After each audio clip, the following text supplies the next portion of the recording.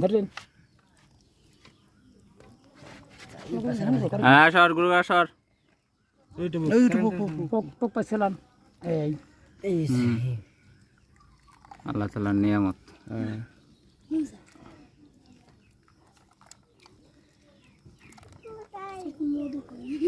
খাবি না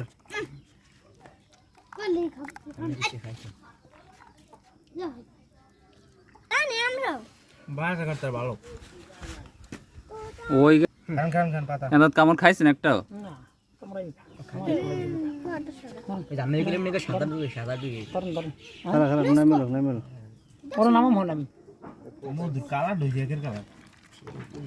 পাড়াটা না সাদা শেখালা খাতা শেখালা এটা হইলে সব ওই গিমে হোক ভুল বাড়া